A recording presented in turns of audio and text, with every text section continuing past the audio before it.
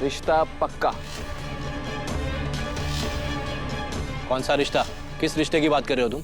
मेरी बहन विधि और आपके बेटे देव की।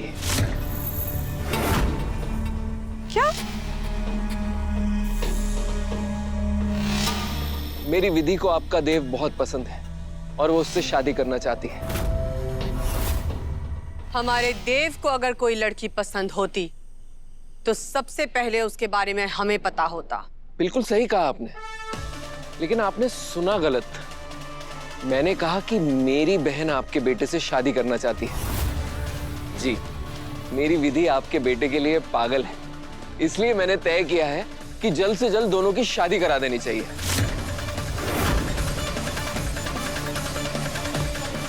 मुंह मीठा कीजिए ना समदन जी।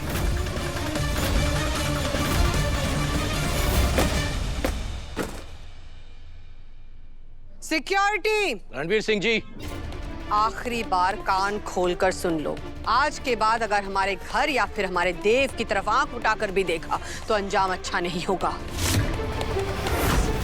ले जाओ इसे। छोड़ मुझे, ले जाओ। छोड़। बहुत गलत कर रहे हो तुम लोग। मैं इस घर के होने वाली मालकिन का भाई हूँ। छोड़ मुझे। मैं यहाँ से रिश्ता पक्का किए बगैर नहीं जाऊंगा। मेरी बहन ने आज तक जो भी मांगा है मैंने उसे दिया है, चाहे फिर वो कोई चीज हो या दूल्हा, उसकी हर ख्वाहिश पूरी करूंगा मैं। छोड़ मुझे। ये छोड़। ये लीजिए, ये और भी है। मैं आपके बेटे को खरीदना चाहता हूँ। मैं अपनी बहन की खुशियों के लिए कोई भी कीमत अदा कर सकता हूँ। बताइए क्या कीमत दूं मैं उसकी? जिस लड़की का भाई लक्ष्मी को माथे पर लगाने के बदले किसी और की जूते से लगाए, उस घर की लड़की हमारे घर की बहू कभी हो ही नहीं सकती। ले जाओ इसे। और एक बात, रिश्तों को खरीदा या बेचा नहीं जाता है। अगर तुम्हें इतनी अकल होती तो तुम यहाँ होते ही नहीं। अरे आप कुछ भी कर लीजिए, मेरी बहन चौहान बन के ही रहेगी। जिसका भाई ऐसा गुंडा हो उसकी बहन कैसी होगी? लेकिन हम भी चंद्रिका सिंह चौहान हैं। तुम्हारे जैसे बीसीओ को एक थप्पड़ से ठीक किया है हमने। याद रखिएगा आप लोग, इस थप्पड़ की कीमत चुकानी होगी आप सबको।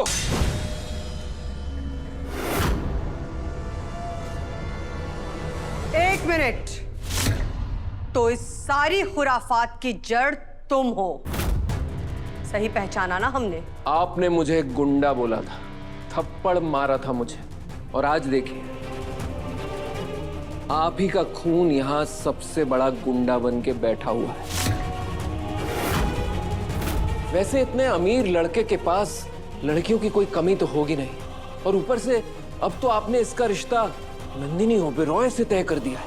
फिर भी इसको सब्र नहीं हुआ। घर के ड्राइवर की लड़की को बेहोश करके गाड़ी में डाल के निकल रहा था। अब बताइए इंस्पेक्टर साहब, इसकी नीयत में चोर नहीं तो क्या सिपाही था? हमारे बेटे के बारे में ऐसी ऊंची बातें करने की तुम्हारी हिम्मत कैसे हुई? तुम्हारी और तुम्हारे बेटे की मेरी बहन का दिल तोड़ने की हिम्मत कैसे हुई?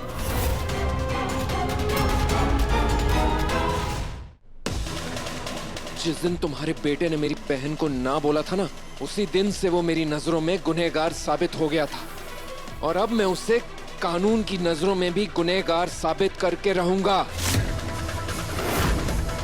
इसकी एक गवाही, उसके बाद तुम्हारे परिवार पर और तुम्हारे इस बेटे पर थूकेगा पूरा उदयपुर। तुम वसुधा को जानते ही कहो, ये हमारे परिवार का हिस्सा है, और हमें वसुधा पे पूरा भरोसा है कि वसुधा कभी ऐसा कुछ नहीं करेगी जिससे उसकी देवी हुकुम के परिवार पर आंच आए। और रही बात देव की, देव वसुधा के साथ कभी भी अपनी मर्यादा पार करेगा, ऐसा कभी हो ही नहीं सकता। और वसुधा, देव की अगर कोई बात तुम्हें बुरी लगी है तो हम तुमसे माफी मांगते हैं। तुम्हारी देवी हुकुम देव को सजा देगी, पर घर की बात को ऐसे पुलिस स्टेशन में मत उछालो। वापस ले लो ये कंप्लेन।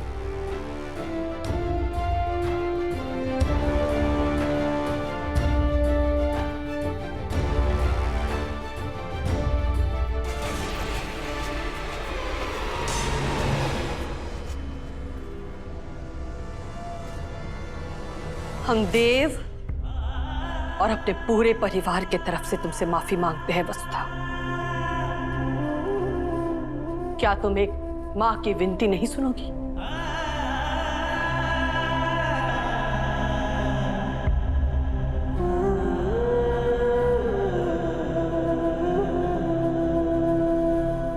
हम तुमसे वादा करते हैं कि हंसी मजाक में भी देव तुम्हारे रास्ते नहीं आएगा, वो तुमसे बात तक नहीं करेगा।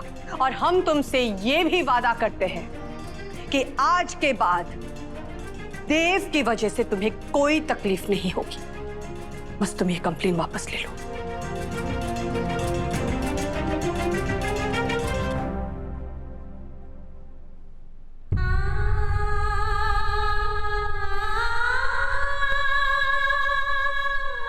हरि को माफ कर दीजिए देवियों को। करणवीर अपनी चाल चलने में सफल हो गया। इंस्पेक्टर साहब, मैं अपनी शिकायत वापस लेती हूँ।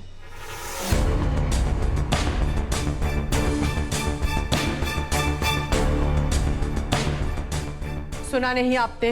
वसुधा ने अपनी कंप्लेन वापस ले ली है। अभी हथकड़ी खोल दीजिए। छोड़ दो।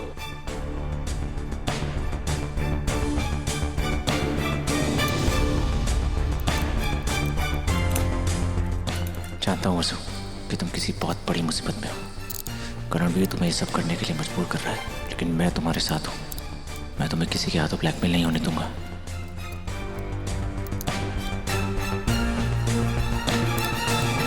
क्या बात है वसु? देव, आज के बाद ना तुम इस लड़की से बात करोगे, ना इसके आसपास आओगे। और आज के बाद तुम दोनों की दोस्ती हमेशा हमेशा के लिए खत्म। क्योंकि हम नहीं चाहते हैं कि इसके वजह से हमें दोबारा ऐसे पुलिस स्टेशन आना पड़े। लेकिन हमने कह दिया ना, तो कह दिया।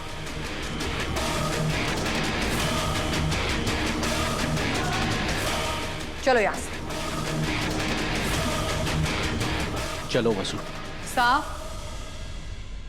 हमारे साथ सिर्फ हमारा परिवार जाएगा।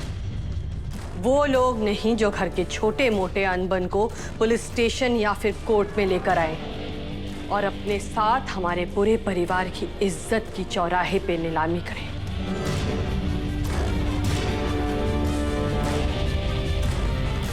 सब लोग चलिए।